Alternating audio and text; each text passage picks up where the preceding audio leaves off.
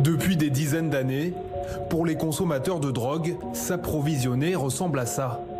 Un trajet parfois loin de chez soi, un jeu de piste dans un quartier inconnu.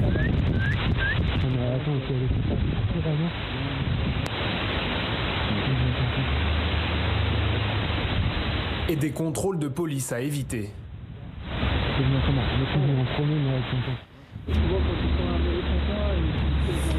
Un parcours semé d'embûches qui dissuade certains consommateurs. Alors, pour conserver leur mainmise sur un marché estimé à 2,3 milliards d'euros en France, les dealers s'adaptent. Désormais, comme pour un meuble commandé sur Internet ou une pizza, ils livrent la drogue à domicile. Pierre, 27 ans, le fait régulièrement. Il nous montre ce qu'il lui reste de sa dernière commande de cannabis, de weed dans son jargon. Alors qu'est-ce que c'est ça? Alors ça, bon, il n'y a plus grand chose, mais ça représente 50 € de weed. Donc normalement il est rempli à peu près à rabord et t'as environ à peu près 5 grammes pour 50 €. Pierre a découvert la livraison à domicile il y a 2 ans en arrivant à Paris. Il passe commande 1 fois par mois en moyenne. Il a été séduit par une vraie stratégie commerciale. Il n'y a pas besoin de sortir de chez soi, tu peux rester dans ton canapé, le gars te livre directement. En plus il livre sur une plage horaire qui est assez intéressante, bon, résultat ça te permet déjà de pas risquer de te faire attraper dans la rue. Car la consommation de stupéfiants est passible d'une peine de prison jusqu'à 1 an et de 3 750 € d'amende, quelle que soit la drogue. Pour se fournir, Pierre dispose de plusieurs numéros de dealer en fonction du produit qu'il recherche. Et pour ne pas se tromper de fournisseur, il leur a même trouvé des petits surnoms. Dans mon répertoire, je l'ai enregistré à Caro. Un carreau, c'est quoi? Caro, c'est de la cocaïne. Donc, par exemple, là, il m'a envoyé quelque chose auquel j'ai pas encore répondu. Il me dit « Salut, c'est promo tour d'actualité. En gros, t'achètes 2 grammes et t'en as un 3e qui est offert. » Les promos comme ça, c'est fréquent? Oui, ça leur permet de fidéliser, de maintenir leur clientèle. Donc on en reçoit plusieurs par semaine. C'est une vraie stratégie marketing. Exactement. Ils respectent vraiment tous les codes d'un entrepreneur classique, même si ce sont des choses qui sont illégales. Pour comprendre ce phénomène, nous avons tenté l'expérience. Avec un téléphone, par SMS, nous contactons l'un de ces dealers. Pour être crédible, il faut en dire le moins possible. Salut, t'es dispo? Quelques dizaines de minutes après notre premier message, la réponse arrive. Ok Polo, M ou V? Il s'agit d'un code M pour marron, comprendre de la résine de cannabis, ou V pour vert, du cannabis séché. Nous optons pour la deuxième option. Le dealer pose alors ses conditions. Le minimum de commande c'est 100 €. Si t'es ok, je suis là dans 30 minutes. 3 quarts d'heure plus tard, notre livreur arrive. Il s'agit de ce jeune homme en pantalon blanc, à la démarche tranquille. À la main, il tient un sac. La marchandise se trouve à l'intérieur, cachée dans un emballage de jouets pour enfants. Le livreur rentre dans notre immeuble. Salut. Nous engageons la conversation. Ouais, ça va, j'ai du monde à côté, donc... Le début de la tournée? Non, c'est la fin. C'est la fin? Ouais, c'est la fin. Ah ouais? Vous livrez, juste pour savoir, vous livrez de quelle heure à quelle heure, tout ça? Jusqu'à 20h. Ah, que jusqu'à 20h? Que jusqu'à 20h. Et à partir de quelle heure, du coup? De 8h du matin. D'accord, 12h. Une activité illégale, il risque jusqu'à 5 ans de prison et 75 000 € d'amende. Il nous demande d'ailleurs de rester discret. Et nous, en fait, c'est vraiment privé. C'est pour ça que je t'ai demandé c'est qui t'a envoyé le numéro. Parce qu'on va pas voir n'importe qui. D'accord, ok. Le livreur va ensuite développer un argumentaire marketing et vanter le sérieux de ses services et de ses clients. Parce que nous, c'est vraiment les gens qu'on va voir. Ça fait 5 ans, 8 ans qu'on travaille ensemble. D'accord.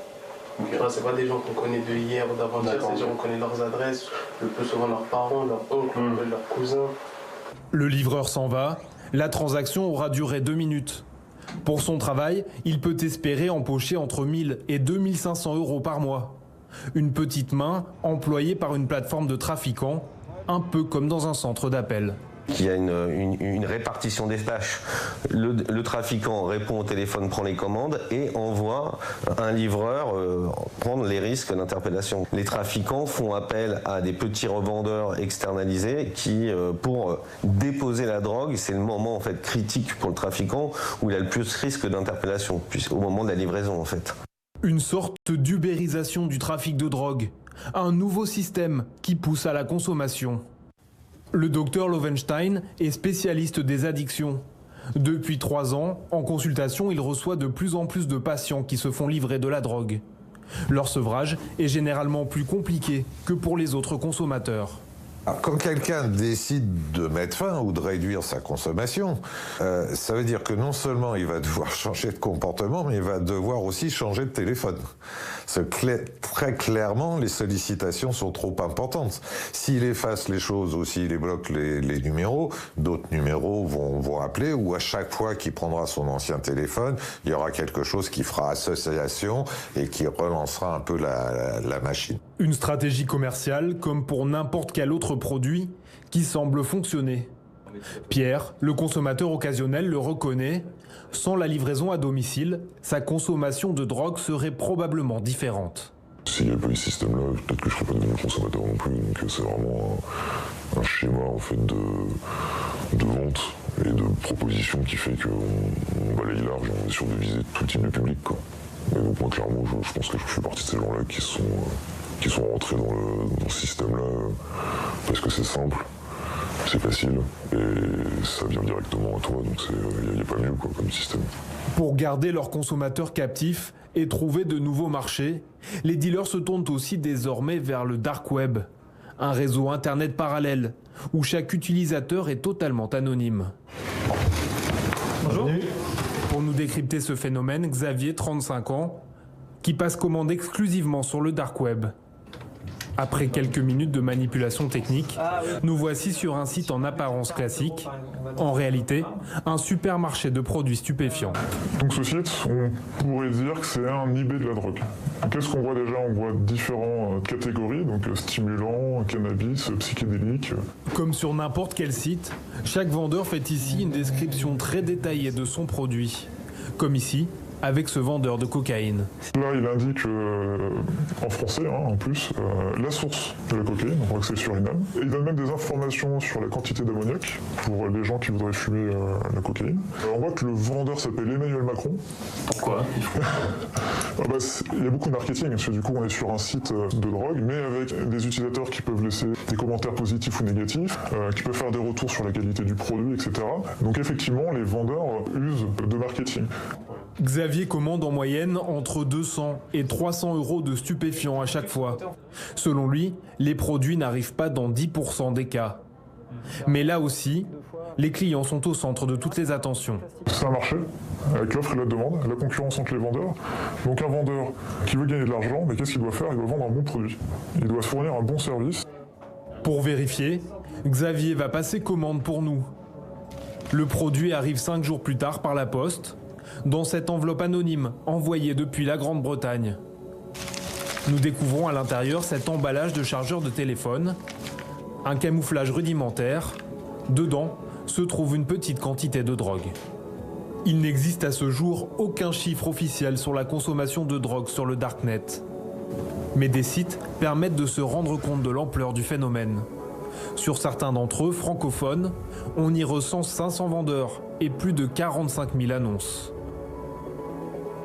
Pour endiguer ce phénomène, la gendarmerie a mis sur pied une cellule de lutte contre la cybercriminalité. 12 enquêteurs qui mènent leur investigation en se faisant passer pour des consommateurs. On va créer un personnage. Ce personnage, on va veiller à ce qu'il ait des caractéristiques qui n'attirent pas l'attention, qui soient crédibles. Nous allons entrer en contact avec le vendeur et nous allons en fait reproduire toutes les modalités d'investigation classiques que nous aurions avec un dealer de quartier en fait. Sur le dark web, les cybergendarmes font face à des sites hébergés à l'étranger et à des utilisateurs souvent anonymes. Les consommateurs sont donc à l'abri. La brigade se concentre sur les têtes de réseau. Nous avons deux professions aujourd'hui sur le dark web. Nous avons la profession de vendeur et nous avons une deuxième activité criminelle qui est celle d'offrir des espaces d'hébergement. Je pense qu'aujourd'hui, les têtes de réseau sont en partie celles qui vont approvisionner avec la marchandise illicite, mais en partie aussi celles qui offrent les infrastructures permettant de réaliser ces fameux trafics. Les hommes qui se cachent au sommet du trafic de stupéfiants risquent gros. 30 ans de prison et 7,5 millions d'euros d'amende. Mais ceux qui opèrent sur le dark web sont extrêmement difficiles à débusquer. Depuis la création de la brigade il y a 1 an et demi, les gendarmes ont réussi à interpeller 5 d'entre eux.